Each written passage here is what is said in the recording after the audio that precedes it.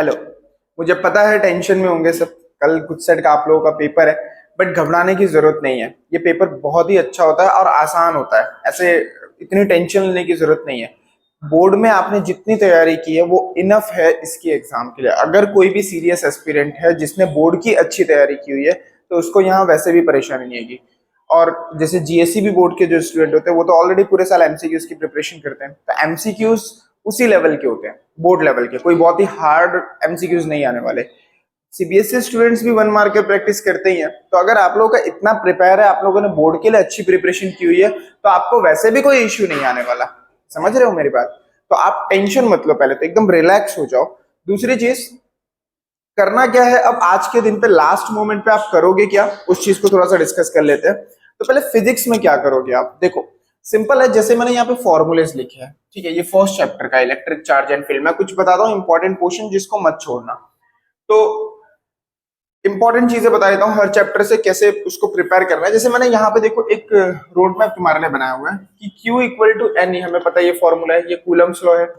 सारे जितने भी टर्म्स हैं उनके डायमेंशनल फॉर्मूला, ठीक है, एंड उनकी यूनिट जरूर करना। स्केलर है कि वेक्टर है, ये तीन चीज, स्केलर वेक्टर है ये चेक करना, यूनिट्स और डायमेंशनल फॉर्मूला, ये तीनों चीज आपको जरूर करना है, ठीक है, क्योंकि एक से दो क्वेश्चन तो बनेगा। उसमें भी मोबिलिटी तो कई बार पूछा जाता है, ठीक है। तो फर्स्ट चैप्टर जैसे है उसके अंदर देखो, के लिए हमने जो डाइलेक्ट्रिक कांस्टेंट होता है हमारा, या कूलम्स कांस्टेंट यहाँ पे बोल सकते हैं, उसकी वैल्यू क्या है 9। के कई चीजों में रिप्रेजेंट होता है। एक होता है डाइलेक्ट्रिक कांस्टेंट, उसके लिए जो हमने फॉर्मूला यहाँ पे लिखा हुआ है, जब मीडियम चेंज होता है तो उसके लिए। और यहाँ वाला के क्या है, ये कूलम्स कांस्टेंट है, ठीक है। तो के की वैल्यू 9 × 10⁹ और इसकी यूनिट याद रखनी है आपको। एप्सिलॉन नॉट की वैल्यू याद रखनी है, यूनिट याद रखनी है, ठीक है। ये बहुत इंपॉर्टेंट फॉर्मूला है। Force in any other medium equal to force in vacuum upon जो भी डाइलेक्ट्रिक कांस्टेंट होगा उसका दे के रखेंगे आपको। और के क्या है, epsilon upon epsilon not. Epsilon क्या है, permittivity of any other medium. ये क्या है, permittivity of the free space या फिर इन वैक्यूम।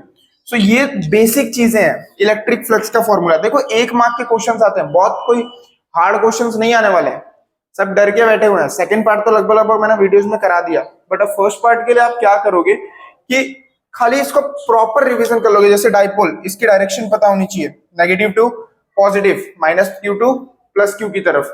फिर इलेक्ट्रिक फील्ड ड्यू टू, ये डायरेक्ट फॉर्मूला पूछा जाता है कई बार। Infinitely long straight uniform charge wire के लिए क्या होगा, ठीक है। फिर आपका प्लेन शीट के लिए क्या होगा। फिर आपका यूनिफॉर्मली चार्ज स्फीयर है, उसके लिए इनसाइड इलेक्ट्रिक फील्ड 0 होती है, आउटसाइड। देखो ये बेसिक फॉर्मूलेज है, ये मैंने तुम्हें सिर्फ एक सैंपल लिख के दिया हुआ है कि ऐसे ही करना है। और करना क्या है, कोई भी एक रेफरेंस बुक उठा लोगे ना, ठीक है, जैसे कोई भी रेफरेंस बुक ले लो, उसके फर्स्ट पेज में है ना उस चैप्टर के सारे फॉर्मूले दिए होते हैं, या तो लास्ट पेज में समरी में दिए होते हैं। वो फॉर्मूलेस को एक बार देख लो। कैपेसिटर से क्वेश्चन आने ही वाला है, तो कैपेसिटर पोर्शन को अच्छे से करना। इलेक्ट्रिक पोटेंशियल वाला जो चैप्टर है उसमें कैपेसिटर बहुत अच्छे से करना। इलेक्ट्रिक पोटेंशियल का फॉर्मूला KQ/R, ठीक है। इलेक्ट्रिक फील्ड का कैसे निकालते हो, KQ/R²। तो मतलब बेसिक जो है ना वो चीजें याद होनी चाहिए तुमको, तो ज्यादा परेशानी होगी नहीं आप लोगों को। दूसरी चीज, ये खत्म करने के बाद थर्ड चैप्टर जो आपका, सेकंड में तो कैपेसिटर बहुत अच्छा करना, ठीक है। इलेक्ट्रिक पोटेंशियल तो ठीक है, और जो ये इलेक्ट्रिक पोटेंशियल वाला चैप्टर है, ठीक है, उसमें आप लोगों को क्या करना है, एक फॉर्मूले की लिस्ट बनाओ और जो कैपेसिटर पोर्शन है उसको बहुत अच्छा करो। कैपेसिटर से क्वेश्चन आता ही आता है, फिक्स है, तो कैपेसिटर पोर्शन को मत छोड़ना।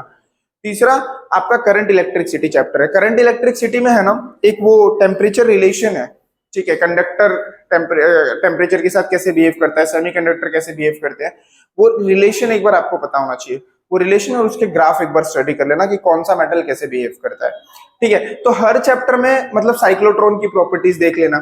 फिर एंगल ऑफ डीप क्या है, एंगल ऑफ इंक्लिनेशन क्या है, बेसिक जो टर्म्स होते हैं ना उनको बस एक बार स्टडी करके जाओ, उसको फॉर्मूले को रिवाइज करो। लास्ट दिन बहुत ज्यादा करने की कोशिश मत करो, कुछ नहीं होगा, ठीक है। 50 वीडियो देख लोगे उससे कुछ नहीं होने वाला।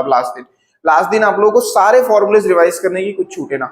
इंपॉर्टेंट है इलेक्ट्रोमैग्नेटिक वेव्स, उसको छोड़ देते हैं लोग, ठीक है, बट उसको छोड़ना नहीं है आपको। क्यों, उसको उसमें क्या याद रखना है कि जो वेवलेंथ वाइज हमें एक टेबल दिया हुआ है, ठीक है।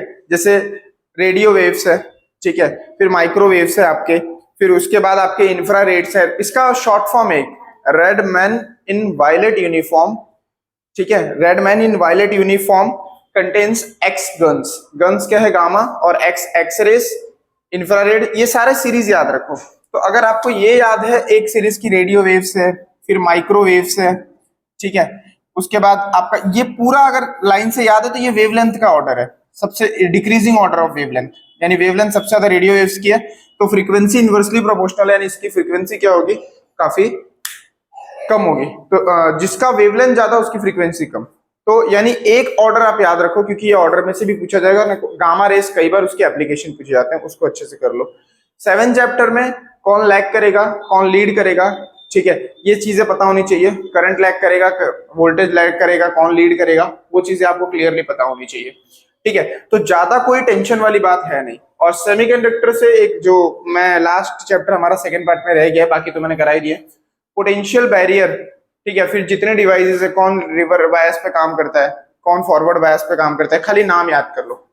एलईडी है, सोलर सेल है, किसको बायसिंग चाहिए, किसको बायसिंग नहीं चाहिए, जेनर डायोड कैसे काम करता है, Zener diode as a voltage regulator काम करता है, यानी बेसिक्स जो अंडरस्टैंडिंग है ना आपकी, वो होनी चाहिए, बाकी कोई दिक्कत नहीं आने वाली।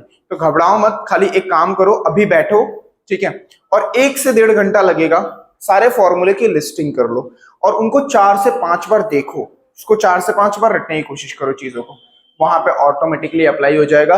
और एग्जाम में एक गलती बिल्कुल मत करना। बच्चे क्या करते हैं कि वो लास्ट बहुत दूर तक सोचते हैं बहुत हार्ड क्वेश्चन होगा, क्योंकि आप कॉम्पिटिटिव एग्जाम में बैठे हो। नहीं यार, कुछ नहीं होता ऐसा। आप सबसे सिंपल चीज सोचो, ठीक है, आप सबसे सिंपल चीज सोचो, जो सबसे इजी हो सकता है ना, वही लगता है फॉर्मूला। तो सबसे पास की चीज सोचो, डायरेक्ट सबसे दूर की चीज मत सोचो, ठीक है। जब आप दूर की सोचने जाते हो तो वो क्वेश्चन वैसे ही हार्ड बना देते हो आप माइंड में। तो आप सबसे पहले इजी सॉल्यूशन सोचो, ऐसा नहीं कि हार्ड ही होगा क्वेश्चन, इजी क्वेश्चन ही होते हैं सारे, ठीक है। इतना दूर नहीं सोचना है, सबको पता है आपको 40 क्वेश्चन 1 घंटे में करने हैं, तो बहुत ज्यादा हार्ड क्वेश्चन नहीं है, वो बेसिक क्वेश्चन ही है जो डायरेक्ट फॉर्मूला बेस्ड होंगे और वो लग जाएगा उसमें, ठीक है। सो अच्छे से इस तरीके से फिजिक्स प्रिपेयर करो। मैं मैथ्स के लिए भी एक वीडियो बना देता हूँ जिसमें आपको इश्यूज नहीं आएंगे। एंड केमिस्ट्री बायो रीड करो, जितना रीड कर सकते हो, बेसिक्स क्लियर कर सकते हो, उतना बेटर रहेगा, ठीक है। तो मैथ्स के लिए मैं नेक्स्ट वीडियो में आप लोगों के लिए बता देता हूँ कि उसको किस तरीके से लेके जाना है आगे, ठीक है। तो फिजिक्स इसी तरीके से करो। सेकंड पार्ट करा दिया, फर्स्ट पार्ट पे खाली प्रॉपरली फॉर्मूलेस लिखो और जो जो क्वेश्चन मैंने बोले वो तो पक्का करना है, ठीक है, उनको मत छोड़ना, ठीक है। बाकी ये फैराडे लॉ, लेंस लॉ, इन दोनों को भी अच्छे से करना। जैसे फैराडे लॉ सिर्फ मैग्नीट्यूड बताता है, लेंस लॉ डायरेक्शन बताता है, ठीक है। तो इस तरीके से प्रिपरेशन करो। मोशनल ईएमएफ का फॉर्मूला पता होना चाहिए आपको, ठीक है। तो इस तरीके से करोगे तो कोई दिक्कत नहीं आएगी। सो फिजिक्स ऐसे प्रिपेयर करो, 2 से 3 घंटे लगेगा, पूरा रिवीजन कर लो एक बार, और आपने 12th बोर्ड के लिए अच्छा किया है तो वैसे भी प्रॉब्लम नहीं आएगा, ठीक है। तो मैं नेक्स्ट लेक्चर में मैथ्स के लिए भी बता देता हूँ।